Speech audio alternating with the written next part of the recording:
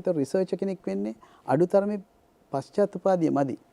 ආචාර්ය උපාධිය දක්වාත් ඉගෙන ගත්ත මේ soft technology එහෙම නැත්නම් මෘදුකාංග තාක්ෂණයේ රිසර්ච් ඉන්ජිනියර්ස්ලා වන වෙනවා. ඒ තමයි රිසර්ච් ඉන්ජිනියර්ස්ලා අපිට ලංකාවට වේගෙන් බිහි කරන්න සිද්ධ වෙනවා. රිසර්ච් ඉන්ජිනියර්ස්ලා මේ රිසර්ච් ඉන්ජිනියර්ස්ලා කියලා කිව්වහම ආචාර්ය සිරිපද්දන මහත්මයා කියපු කාරණාව ඉතාමත්ම වැදගත්.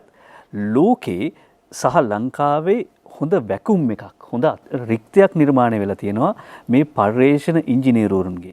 කවුරුවත් අපේ හිතවල හීනයක් ඇති කරලා නැහැ විද්‍යාඥයෙක් වෙන්න කියලා. දොස්තර කෙනෙක් ඉංජිනේරුවෙක් වෙන්න හීනයක් ඇති කරලා තියෙනවා. ඒ හීන වගේම මෙන්න ඊළඟ දිදුලන හීනය පර්යේෂණ ඉංජිනේරුවෙක් වීමේ සිහිනය ඔබට තියෙනවා නම් විද්‍යාඥයෙක් වීමේ සිහිනය ඔබට ඇති කරගන්න ඒ සඳහා මාවත් විවෘත වෙලා තියෙනවා.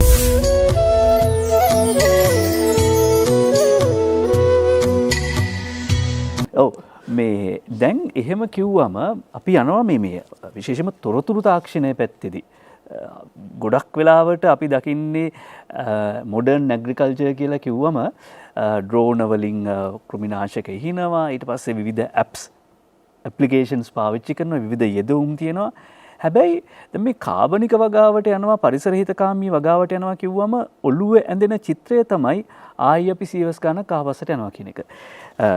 ජාව තාක්ෂණ උසස් අධ්‍යාපන ආයතනයේ සභාපතිතුමා වගේම ශ්‍රී ලංකා මහ බැංකුවේ මූල්‍ය ප්‍රතිපත්ති උපදේශක කමිටු සමාජික ආචාර්ය ඉශාන්ත සිරිපද්දන මහත්තයා ඉන්නවා. අපිට මේකට අදාළ IT දැනුම එහෙම නැත්නම් තාක්ෂණය තොරතුරු තාක්ෂණය කොහොමද අපි ගන්න මේ අපේ පරිසර හිතකාමී ගොවිතැනට කොහොමද අපි තාක්ෂණය සම්බන්ධ කරගන්නේ කොතනින්ද? දිනෝෂ මම මේකට අවතීර්ණ වෙන්න ඕනේ මං හිතන්නේ වෙනස් විදියකට. දැන් අපි රටක නායකත්වය ගැන කතා කරනකොට ලෝකයේ විවිධ වර්ගවල නායකයෝ ඒ රටවල් වල බිහි වෙනවා. උදාහරණයක් විදියට දැන් මේ නායකත්ව වර්ග ප්‍රධාන වශයෙන් කොටස් පහකට එනවා. පළවෙනි එක තමයි ඇග්‍රේරියන් ඉකොනොමි ලීඩර්ෂිප් කියන එකේ කෘෂිකර්මය මත පදනම් වෙච්ච නායකත්වය කියන එක. ඊට පස්සේ දෙවැනි පෙළ එතනින් එහාට යනකොට එන්නේ නැචරල් රිසෝස් ඉකොනොමි ලීඩර්ෂිප් කියන එක. ඒ කියන්නේ ස්වභාවික ඛනිජ ලවණ ඛනිජ ඒවා ආශ්‍රිතව තියෙන නායකත්වයේ ඩුබායි වගේ රටවල අපිට ඒක දකින්න පුළුවන්. ඊට පස්සේ තවත් නායකයෝ වර්ගයක් බිහි වෙනවා. ඒගොල්ලෝ ඉන්ඩස්ට්‍රි ඉකොනොමි ලීඩර්ෂිප් කියන පිරිස. ඒතර අපිට මතකයි 77න් පස්සේ වගේ ප්‍රේමදාස මහත්මයා ගාමන්ට්ස් ෆැක්ටරිස් ඇති කරලා ඒ වගේ ඉන්ඩස්ට්‍රි ඔරියන්ට් කරගෙන නායකත්වයක් ගොඩනගනවා. ඊට පස්සේ එතනින් එහාට තියෙන සර්විස් ඉකොනොමි ලීඩර්ෂිප් කියන මොඩල් එක. ඒක අපිට හොඳටම තේරුණා රනිල් වික්‍රමසිංහ මහත්මයා චන්ද්‍රිකා කුමාරතුංග මහත්මිය මේ රටට ඕනි සර්විසස් අපිට ඉන්ඩස්ට්‍රි වැඩක් නැහැ වගේ අදහසකින් ඉන්ඩස්ට්‍රි වලට එච්චර තැනක් නොදී සර්විසස් වලට යන ලීඩර්ෂිප් එකක් තිබුණා. නමුත් වත්මන් ජනාධිපතිතුමා බලයට පත් වෙනකොට අපි හැමෝම බලාපොරොත්තු වෙන උසස්ම මට්ටමේ ලීඩර්ෂිප් එක ඒ කියන්නේ නොලෙජ් ඉකොනොමි ලීඩර්ෂිප් කියන මොඩල් එක තමයි එතුමා ෆලෝ කරන්න කියන භාවිතා කරන්න කියන එක එතුමා රටට පැහැදිලිව ප්‍රකාශ කරා.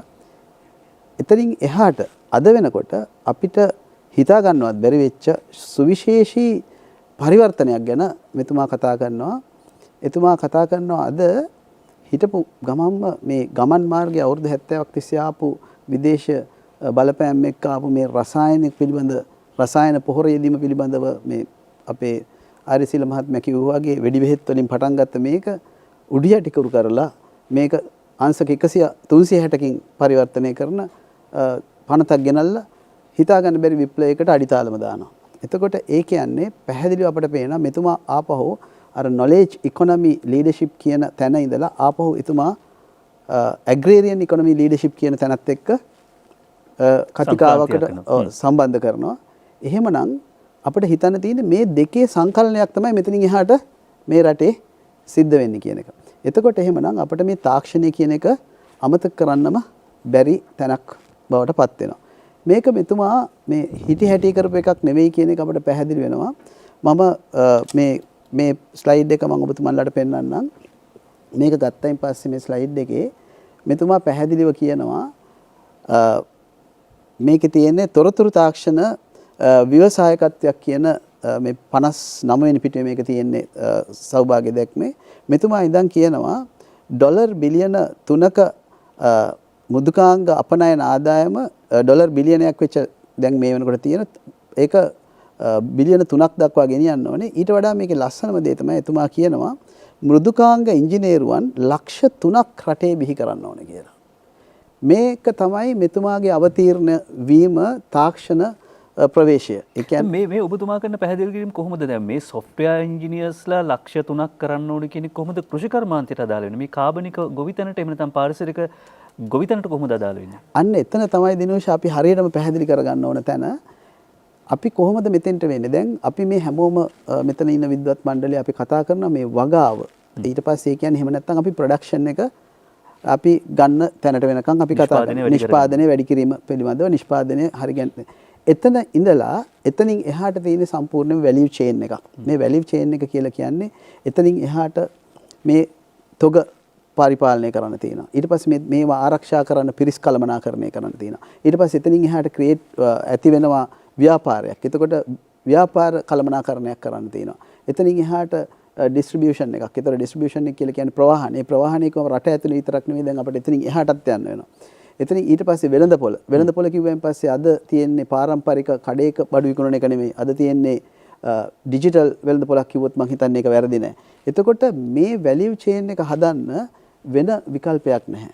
මෙතන තියෙන්නේ තාක්ෂණයම පමණයි. එහෙමනම් මේ අද ලෝකයට ගැලපෙන අපි කොහොම කිව්වත් අපිට පාරම්පරික විදියට මේක කරන්න පුළුවන් තත්ත්වයක් නෑ. අපිට අනිවාර්යෙන් තාක්ෂණයේ අවශ්‍යතාවයක් මේ ලෝකෙට එනවා. එතකොට මෙන්න මේ තාක්ෂණයේ දිනුෂ අපේ රටේ අපි හිතුවට මේ රටේ තාක්ෂණය එක තැනක නතර වෙලා තියෙනවා. දැන් මෙතුමා කිව්වා අපිට පේටන්ට් බලපත්‍ර අපේ රටට මේ අපේ රටේ හොයාගත්ත යම් යම් බෙහෙත් දාති ඒවට පේටන්ට් බලපත්‍ර තියෙන වෙනත් රටවල් වල අපිට මේවා අහිමි වෙන්නේ ඇයි? මෙන්න මේවා හොයාගෙන යනකොට අපිට මේ ගැන දීර්ඝව කතා කරන්න තියෙන මේ තාක්ෂණයේ අද අපි ලෝකේ තියෙන ලොකුම වෙළඳපොළ eBay කියන මෘදුකාංගය ලංකාවේ නිෂ්පාදනය කරන්නේ.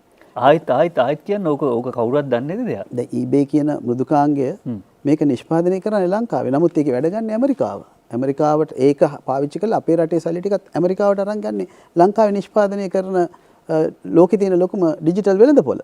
ඒක ඔබතුමා ඔහොම කියාගෙන යද්දී අර අපේ භාෂාවෙන් කියනවා නම් ඇඬෙනවා තනි ඇහැට. තනි ඇහැට ඇඳෙනවා eBay එක අපි හදන්නේ හැබැයි ඒකෙන් සල්ලි හම්බ කරන්නේ ඇමරිකා එක්සත් ජනපදයේ. මේක මේ තරහක් වෛරයක් නෙවෙයි. ඇයි එහෙමනම් අපි මේ වත්ත බද්දට දීලා ඇස්සට දත නියවන්නේ? උත්තරයක් හොයමු විරාමින් පස්සේ.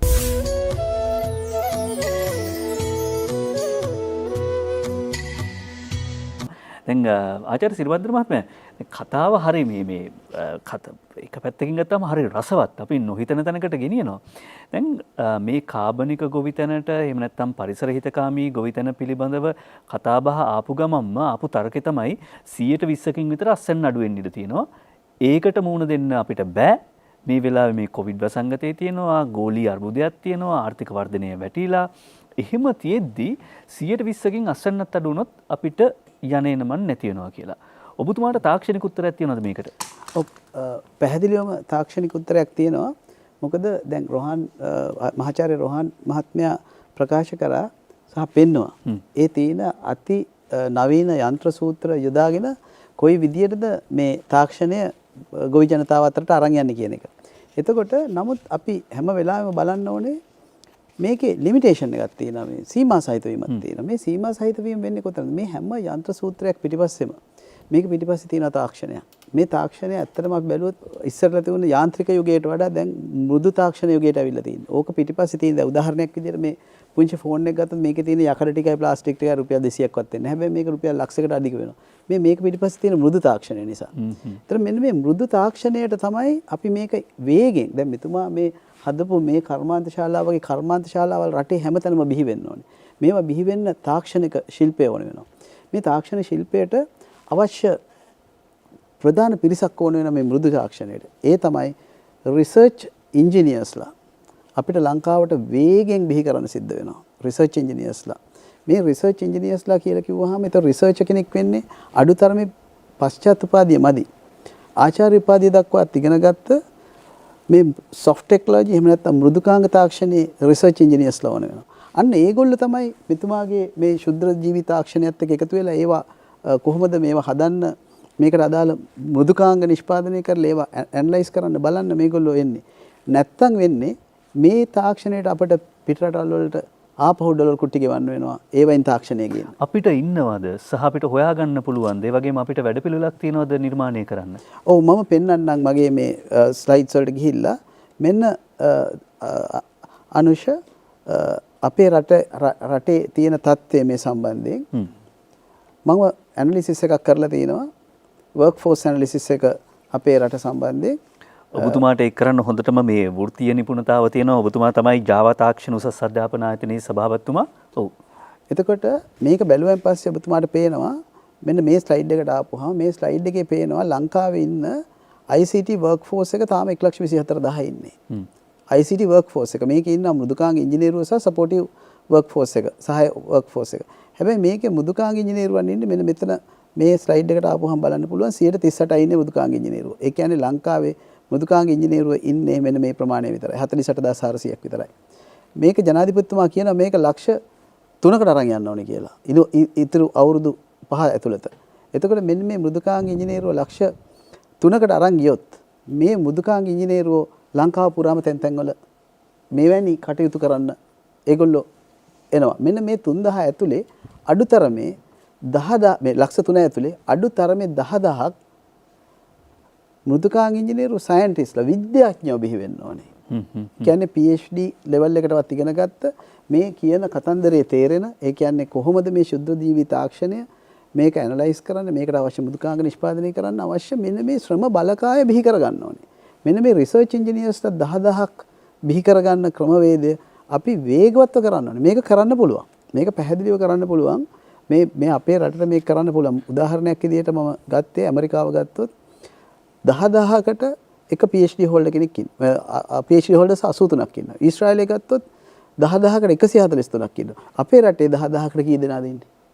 හැබැයි මේ PhD එක ගන්න ඒ දර්ශන එහෙම නැත්නම් ආචාර්ය උපාධිය ගන්න උදවියගෙත් විෂය නිබන්ධනය මොකක්ද පරිශ්‍රණය මොකක්ද? ඒ කියන්නේ මාළු වගේ කරපොතු මේ පාට උනේ මොකද කියලා වගේ අදාළ නැති දේවල් නෙමෙයි මේ විෂයට අදාළ දේවල් වෙන්න ඕනේ නේද? හරියටම හරි. අනුෂ ඒක තමයි වෙන්න ඕනේ. ඒ කියන්නේ දැන් මම ඒකයි මුලින්ම කතා කරනකොට කිව්වේ අපේ ජනාධිපතිතුමා ගෙනාපු මේ තිබුණ knowledge economy leadership එකයි දැන් මේ අපි කතා කරන agrarian economy leadership එකයි මේ දෙක අතර සංකලනය එන්න මෙන්න මේ ગેප් එක බ්‍රිජ් කරන්න තමයි අපිට අවශ්‍ය වෙන්නේ මෙන්න මේ තාක්ෂණ ශිල්පීන් ටික. මේ දෙක අතර අඩුව පුරවන්න. ඉතින් මේකට අපිට වේගයෙන් කරන්න ඕනේ. ඒක නිසා මේ රිසර්ච් ඉන්ජිනියර්ස්ලා අපිට අඩුතරමේ එන වසර වෙනකොට 2000ක් බිහි කරගන්න. ඒ කියන්නේ විශ්වවිද්‍යාල පද්ධතියට අපි ඇතුල් වෙන පිරිස ඉන්නවනේ 1,80,000ක් සුදුසුකම් ලබන පිරිස. මේකෙන් අපිට 2000ක් රිසර්ච් ඉන්ජිනියර්ස්ලා අපිට බැරිද බිහි කරගන්න? මේක කරගන්න අඩිතාලම දාන්න බෑ. ඒගොල්ලන්ගේ රිසර්ච් ප්‍රොජෙක්ට් එක මෙතුමත් එක්ක සම්බන්ධ වුණොත් මොකද වෙන්නේ මෙතනින් එහාට? හරි. දැන් විරාමයට යන්න ඕනේ. ඔබතුමාගෙන් මම එක කෙටි ප්‍රශ්නයක් අහනවා. දැන් උසස් පෙළ ප්‍රතිඵල ඇවිල්ලා තියෙන්නේ අපේ දරුවෝ ටික ඔන්ලයින් එකෙන් ඔන්ලයින් මේ ඩවුන්ලෝඩ් කරගෙන තියෙන ඇප්ලිකේෂන් එක තමන්ගේ විෂය මාලාව මොකක්ද කියලා තීරණය කරන කාලේ ඔබතුමාට දෙන්න පුළුවන් ද උපදේශක්? මෙන්න අලුතෙන් තියෙනවා මාර්ග. දොස්තර කෙනෙක්, ඉංජිනේරු කෙනෙක්, නීතිඥයෙක් වෙනවට අමතරව තවත් තියෙනවා තැන් කියලා. ඔව් මේකට ඇත්තටම රජය විශාල වැඩපිළිවෙලක් ක්‍රියාත්මක කරලා තියෙනවා වෙනදා නොතිබිච්ච. දැන් රාජ්‍ය විශ්වවිද්‍යාලවල මේක කරන්න තාම හැකියාව නැහැ. නමුත් මේ වෙනකොට ලක්ෂ 8ක ණය යෝජනා ක්‍රමයක් තියෙනවා. ඒ ණය යෝජනා ක්‍රමයේ ණය යෝජනා ක්‍රමයේදී අවුරුදු 5කින් තමයි පළවෙනි රුපියල ගෙවන්න ඕනේ ණය වාරිකය. කියන්නේ අවුරුදු 5ක ග්‍රේස් පීරියඩ් එකක් තියෙනවා. ළමයින්ට දැන් මෙන්න මේක අරගෙන මේ ණය යෝජනා ක්‍රමයේ යටතේ දැන් ඉගෙන ගන්න අවස්ථාව සලසලා තියෙනවා. එතකොට මේක තව දැන් මේ ආපු අලුත් විප්ලවයත් එක්ක පුළුවන් තරම් ඉක්මනින් ඒ දරුවන්ට මේ ආයතනත් එක්ක එකතු කරලා මේ ප්‍රැක්ටිකල් මොඩල් එකක් අපි ඉක්මනට හදන්න ඕනේ. කොහොමද මේ දෙක එකතු කරන්නේ කියලා මේක කරොත් අපිට පළවෙනි අවුරුද්ද ඉවරනකොට මේ ළමයිව දාන්න පුළුවන් රිසර්චර්ස් වලට. ඊට පස්සේ අන්න සයන්ටිස්ට්ලා බිහි වෙන්න පටන් ගන්නවා. අන්න අපේ පේටන්ට් එක තියෙන, අපේ රටට කොපිරයිට් එක තියෙන, අපට ඕනර්ෂිප් එක තියෙන රිසර්ච් ඇවිල්ලා ඉවර වෙලා ඒවයින් අපේ රට ඒව විකුණලා ඒ කියන්නේ රිසර්ච් ප්‍රොජෙක්ට්ස් පවා විකුණලා පිට රට වලට අපට ආදායම ගේන්න පුළුවන් වෙනවා. මේක කරන්නේ නැතුව මේ වැඩේ අපිට කරන්න බෑ. මේ රිසර්ච් ඉන්ජිනියර්ස්ලා අඩුතරමේ ඉන්ජිනියර්ස්ලා විදියට රටට බිහි වෙන්න මේ අවුරුද්දේ පටන් ගත්තත් අපිට ඊළඟ අවුරුද්ද වෙනකොට ඒගොල්ලන්ගේ රිසර්ච් ප්‍රොජෙක්ට්ස් වල අවුට්කම් එන්න පටන් ගන්නවා. මේක වේගයෙන් කරන්න ඕනේ. මේක හොඳ තෝතැන්නක් හැදිලා තියෙන්නේ. හොඳ පරිසරයක් හැදිලා තියෙන්නේ. රටේ ජීවනාලිය බවට පත් වෙන්න තියෙන්නේ අපේ කෘෂිකර්මය. ඒකට තාක්ෂණය එකතු වෙන තැන බොහොම ඉක්මනින් අපිට ගෙනියන්න පුළුවන් තැනක් බවට පත් වෙමින් තියෙනවා කියන එක තමයි අනුෂ අපිට ඔව් මේ වැඩේ විශේෂයෙන්ම ඔබ මේ වතාවේ උසස් පෙළ ලියලා ප්‍රතිඵල ඇවිල්ලා විශ්වවිද්‍යාලය යන්න බලාගෙන ඉන්න දරුවෙක් නම් නැත්නම් දෙමාපියෙක් නම් එහෙම පවුලක කෙනෙක් නම් ආචාර්ය සිරිපද්දන මහත්මයා කියපු කාරණාව ඉතාමත්ම වැදගත්.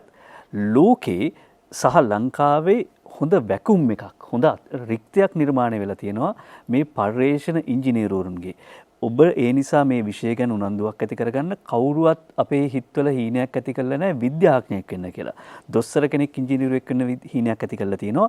ඒ හීන වගේම මෙන්න ඊළඟ දිදුලන හීනය පර්යේෂණ ඉංජිනේරුවෙක් වීමේ සිහිනය ඔබට තියෙනවා නම් විද්‍යාඥයෙක් වීමේ සිහිනය ඔබට ඇති කරගන්න ඒ සඳහා මාවත් විවෘත වෙලා තියෙනවා. අපි විරාමයෙන් පස්සේ තවදුරටත් ඕනනම් ඒක ගැන කතා කරමු.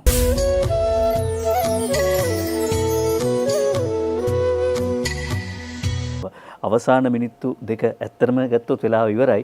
නමුත් සිරිපද්දන මහත්මයා මේ ලෝකය අපිට ලොකු පණිවිඩයක් කියලා තියෙන මොහොතක්. අපේ අනාගත පරම්පරාව වෙනුවෙන් ඔබතුමා මොකද්ද කියන පණිවිඩය? ඇත්තටම අනුෂ මේ මම පැහැදිලිවම අපිට කියන්න තියෙන්නේ දැන් මෙතුමා කිව්වා අගේ දාමය මේ අපි නිෂ්පාදනය කරන කෘෂි නිෂ්පාදන ඒක අපි දැන් අපි යනවා කාබනික තත්ත්වයට. මේකට තරුණ පරපුරට දිය හැකි ලොකු දායකත්වයක් තියෙනවා.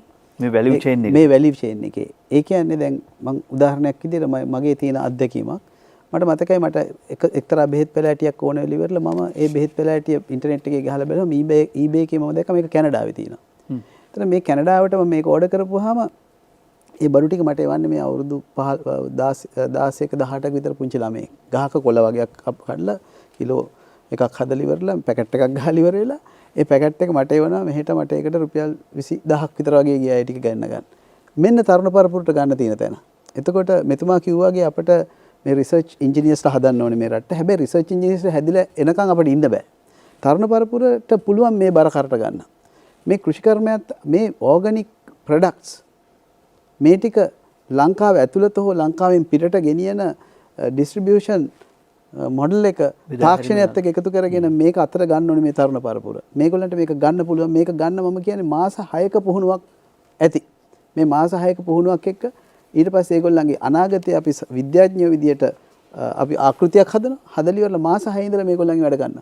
අන්න තරුණ පරපුර මේ කාර්යයට අත දෙන්න පටන් ගන්න. මම ඒකයි ඉල්ල සිටින්නේ මේ තරුණ පරපුර මේ අලුත් සංකල්පයත් එක්ක එකතු වෙලා අපි මේ ගමන යන්න අපිත් එක්ක එකතු වෙමු කියලා. මුව නොසෑහෙනසේ ස්තුති කරන්න ඕනේ මේ මණ්ඩලයට. ඒ ඇයි කියන කාරණාව ඔබට පැහැදිලි. අද මේ සාකච්ඡාවේදී මතුවෙච්ච අදහස් දිහා බැලුවම ඔබට හිතෙනවා මේ මණ්ඩලයට මුව නොසෑහෙනසේ ස්තුති කළ යුතුයි කියලා.